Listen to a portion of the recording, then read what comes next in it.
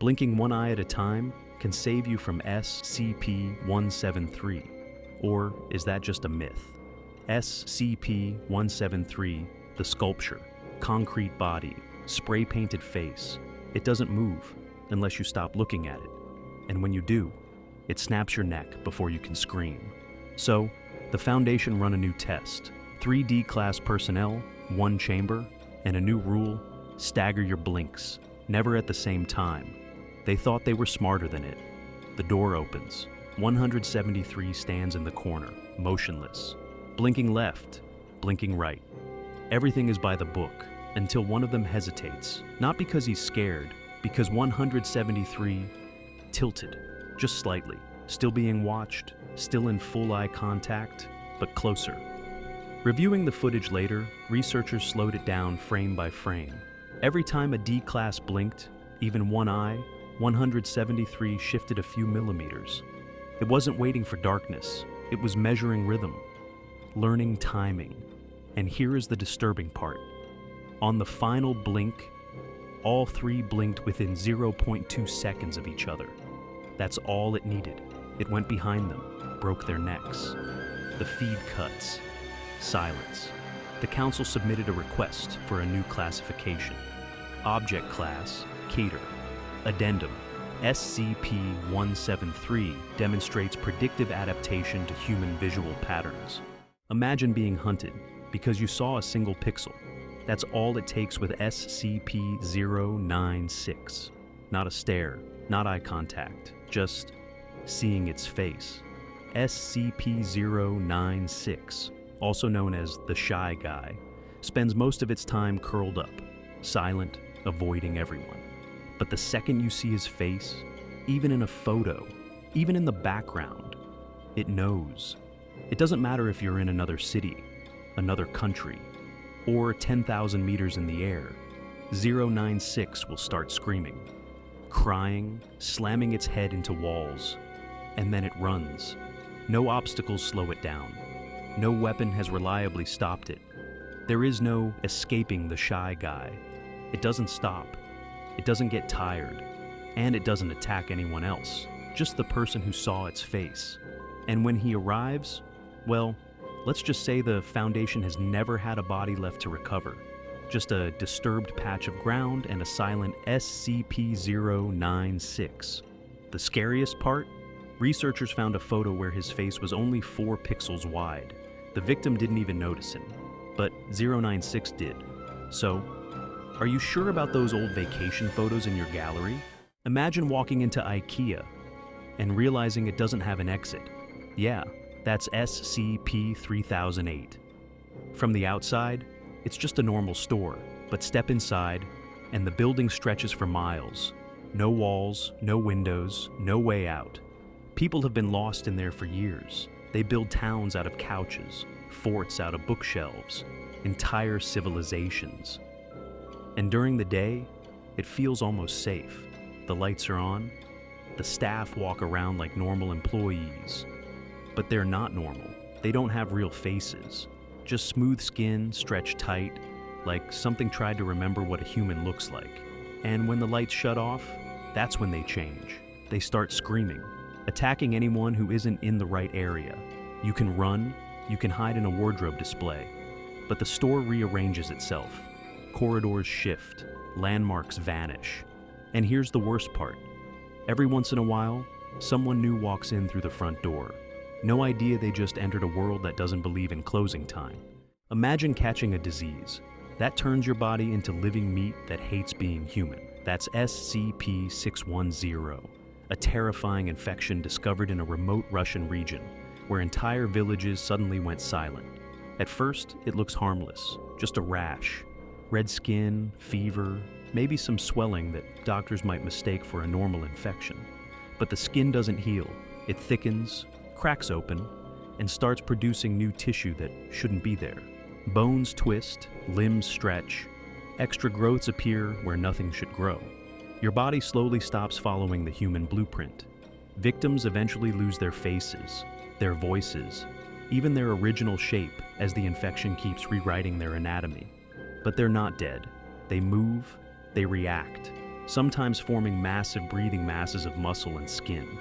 Foundation teams noticed something disturbing. The infected don't attack randomly. They're actively trying to spread the infection to anything alive. Because to SCP-610, humanity isn't a species. It's just more flesh waiting to be added. Imagine a place that knows your worst addiction better than you do. SCP-666, also known as Spirit Lodge, looks like a simple Tibetan hut. Cold, empty, harmless. Just wood, fur, and dirt.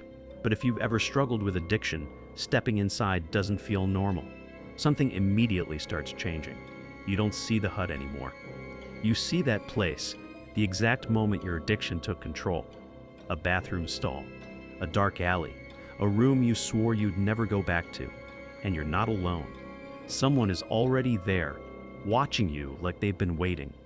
They talk to you like they know everything.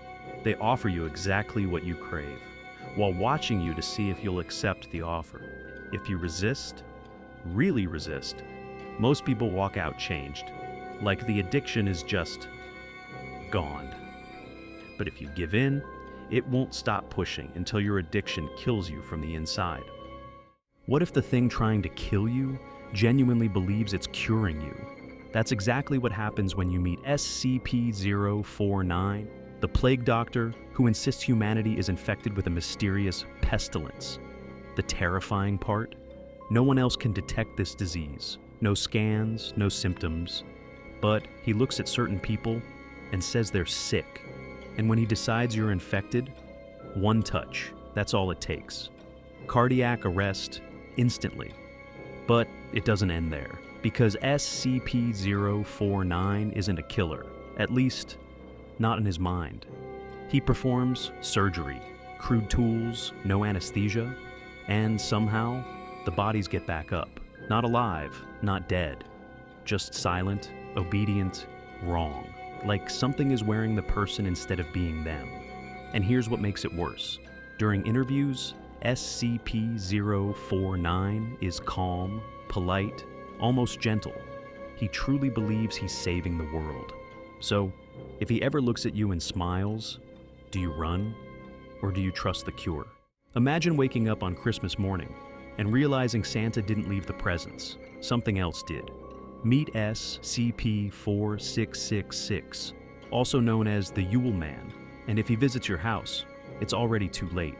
He appears during the coldest nights of winter.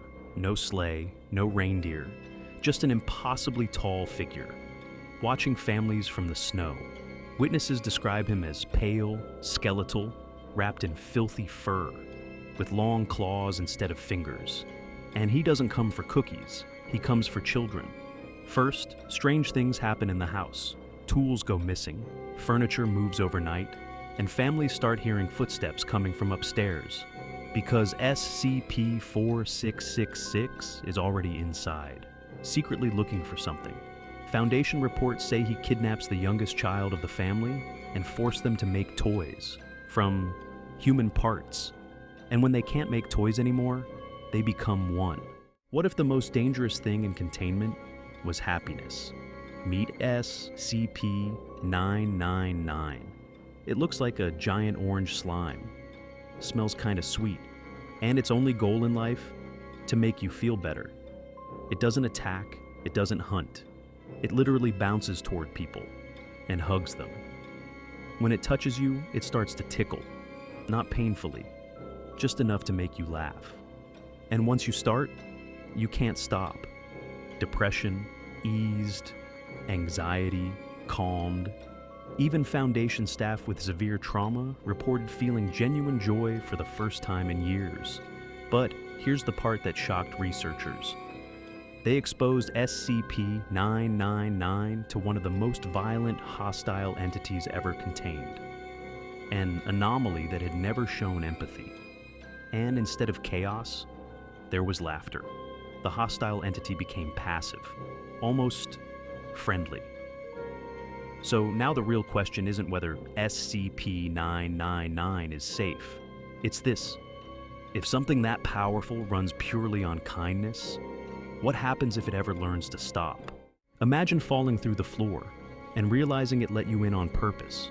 That's what happens when you encounter SCP-106, also known as the Old Man.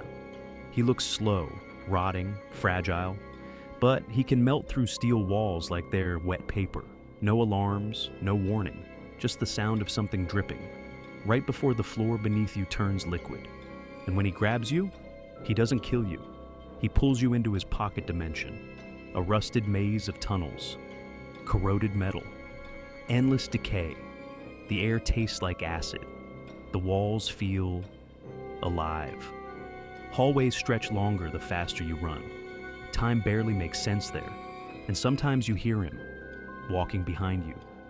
Foundation logs say victims can survive for days, sometimes weeks, while only minutes pass in our world. He hunts you inside it, not because he has to, because he enjoys it. And the worst part? Sometimes he lets one person escape, injured, traumatized, just to remind everyone he can come back whenever he wants.